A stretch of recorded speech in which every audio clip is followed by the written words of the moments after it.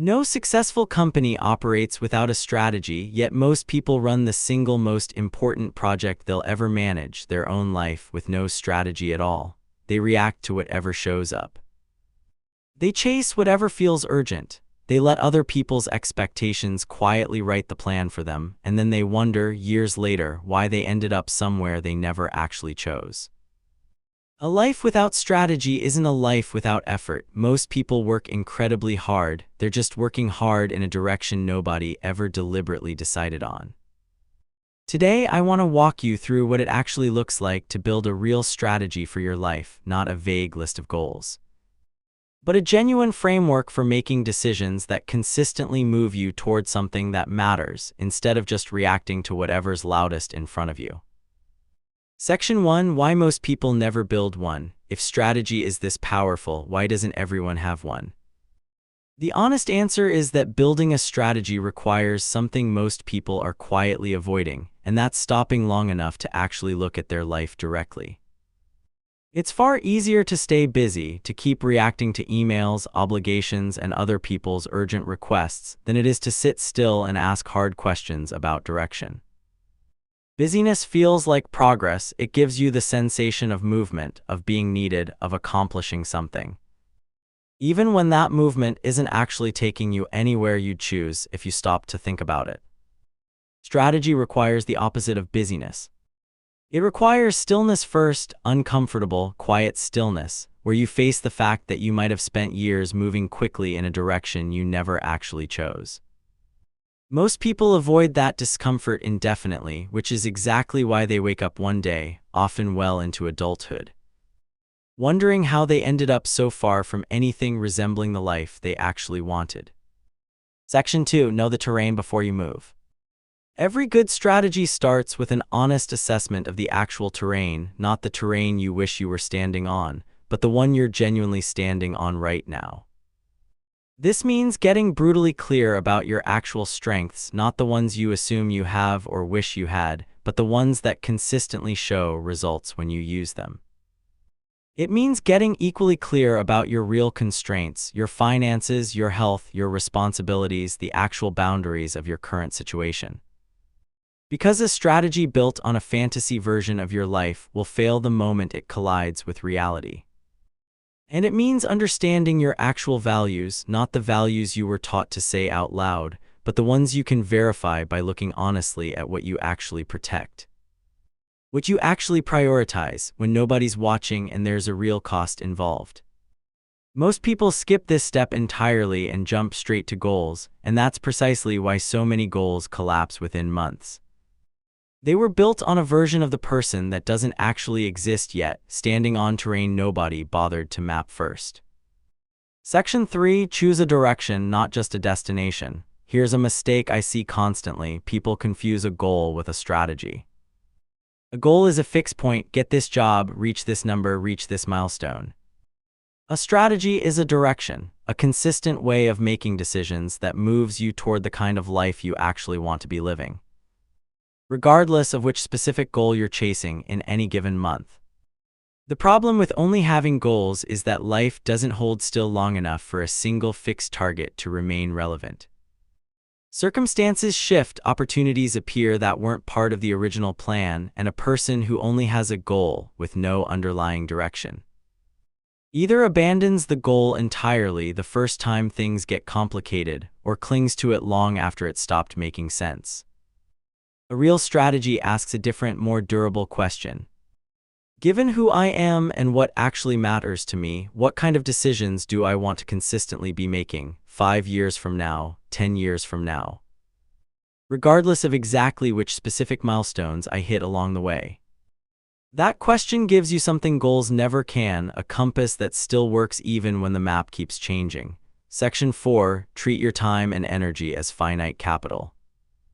Every strategy in business or in life comes down to allocation, deciding where your limited resources go, because you cannot fund every possible direction at once. Your time and your energy are exactly this kind of finite capital, and the uncomfortable truth is that every yes you give to one thing is quietly a no to something else, whether you consciously register that trade or not.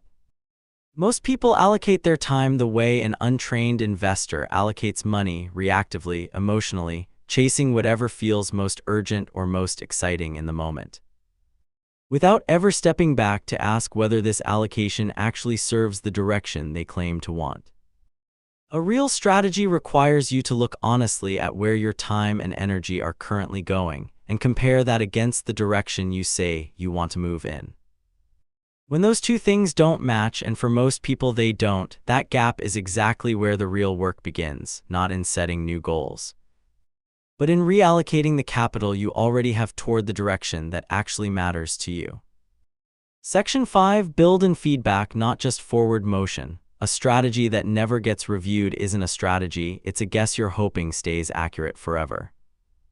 Real strategic thinking includes a built-in habit of stepping back regularly and honestly assessing whether the current direction is actually producing the results you intended, or whether it's quietly drifted off course while you were too busy executing to notice.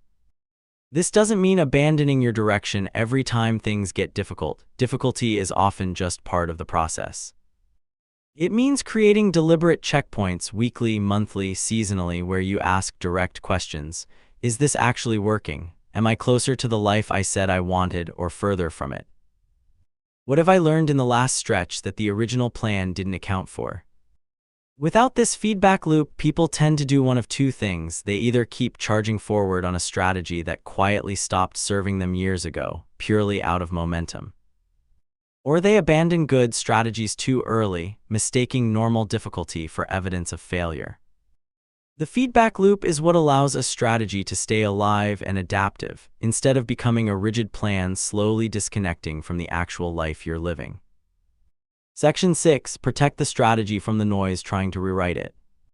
This might be the hardest part of all because we're living in an environment specifically engineered to hijack your attention and, with it, your direction.